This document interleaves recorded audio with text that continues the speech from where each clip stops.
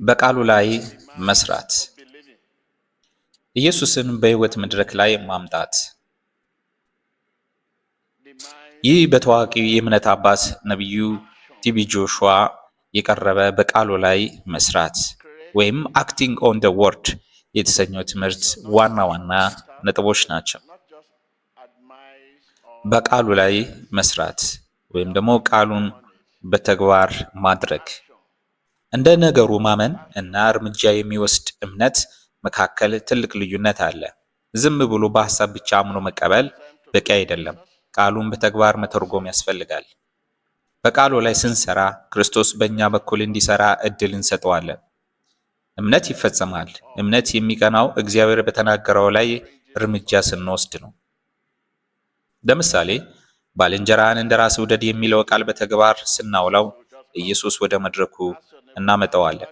መስማት ብቻ ሳይሆን ማድረግ ሰሚዎች ብቻ ከሆንን እምነታችን በሰው ላይ በሳይንስና በድርጅት ላይ ብቻ ይሆናል።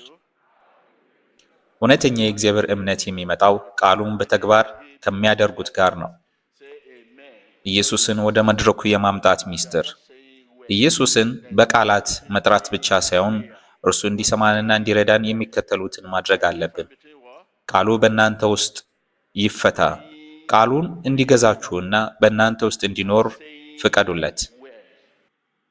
ጥራትን መስጠት።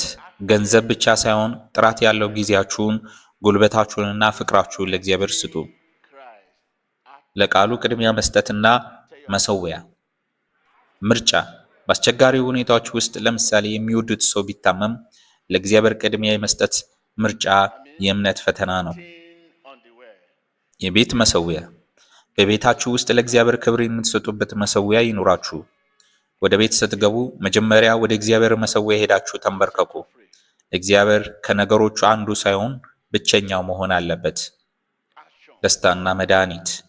ሰይጣን የእግዚአብሔርን መገኘት ከእናንተ ለማራቅ የሚጠቀምበት ዋናው መሳሪያ ሐዘን ነው።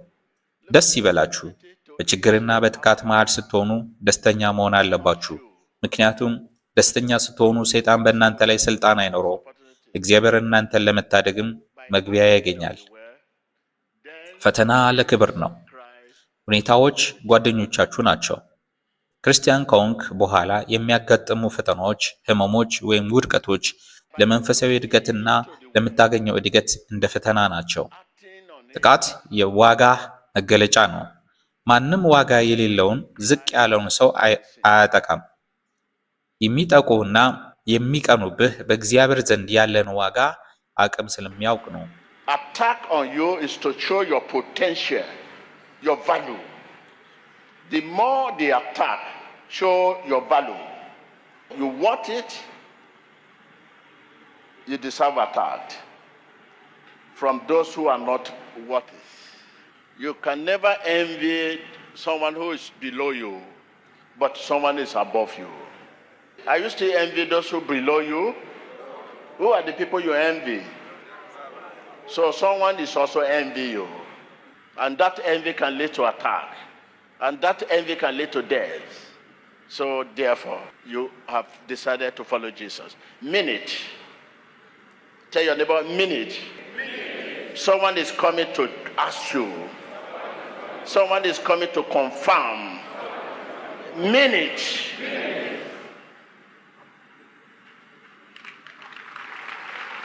Thank you.